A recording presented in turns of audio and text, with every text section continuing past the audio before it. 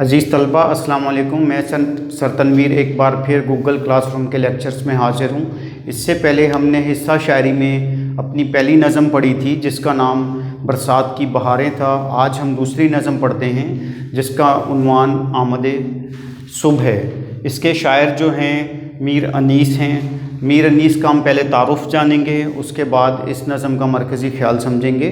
Marking scheme آپ کو معلوم ہے کہ مارکنگ اسکیم کے تحت 2 نمبر تعارف شاعر کے ہیں اور 6 نمبر مرکزی خیال کے ہوتے ہیں۔ میر انیس کو ادب ورثے میں ملا۔ انہوں نے بچپن میں ہی غزلیں کہنا شروع کر دی تھیں، لیکن والد صاحب کے مشورے سے مرثیہ نگاری کو بام عروج پر پہنچایا۔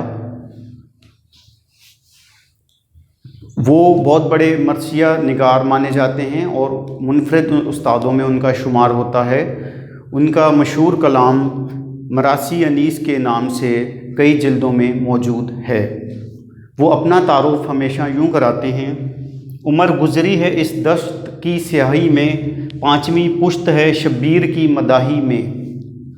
تو یہ شاعر کا تعارف ہے۔ اب ہم اس نظم کا انٹروڈکشن جانتے ہیں۔ یہ نظم مرثیہ کے جو تیمیدی اشعار ہیں اس پر مشتمل ہے۔ یہ نظم آمد صبح جو کہ ہویت کے اعتبار سے ایک مسدس ہے، ایک مرثیہ سے لی گئی ہے جو کہ واقعہ کربلا کی طرف اشارہ کرتا ہے، اور اس مرثیے کا تعلق حضرت امام حسین رضی اللہ تعالی عنہ سے ہے، اور وادی کربلا میں جو اس روز آمد صبح تھی، صبح کا جو دلکش منظر تھا، اس کو اس میں پیش کیا گیا ہے۔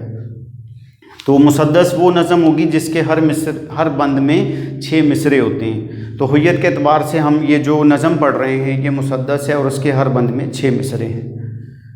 تو اب ہم اس کے مرکزی خیال کو جانتے ہیں۔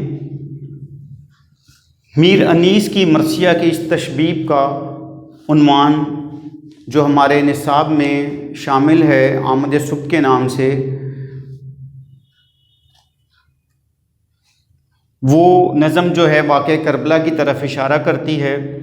اس میں بتایا گیا ہے کہ امام حسین رضی اللہ تعالیٰ عنہ جو واقعہ کربلا کے ہیرو ہیں اور شہید ہیں، وہ حق و صداقت کے امتحان میں سرخ رو ہونے کے لیے وادی کربلا میں قیام پذیر تھے۔ قدرت نے ان کے لیے اس روز کو اور زیادہ حسین، خوبصورت اور دل فریب بنا دیا تھا، اور ایک دلکش صبح ان کا انتظار کر رہی تھی۔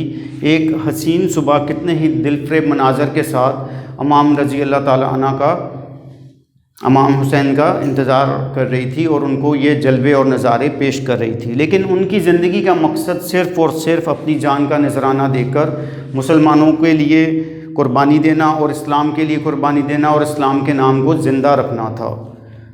تو اس میں آخر میں ہم انیس کے ہی شعر سے جو ہے اس مرکزی خیال کو کلوز کرتے ہیں۔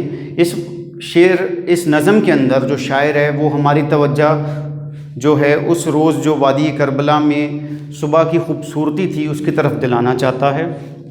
ہیرے نخل تھے گوہر یکتا نثار تھے، پتے بھی ہر شجر کے جواہر نگار تھے۔ تو یہ اس نظم کا مرکزی خیال ہے۔ آپ نظم کو بار بار پڑھیے، اور آئندہ جو اگلے لیکچر ہوں گے اس میں ہم نظم کے مرکزی خیال کو ہم نے جانا، تعارف شاعر جانا، اس کے بعد ہم ساتھ ساتھ نظموں کے جو ہیں وہ تمام جو بند رہتے ہیں ان کی تشریح بھی پڑھیں گے۔ تب تک اپنا خیال رکھیے گا۔ اللہ حافظ۔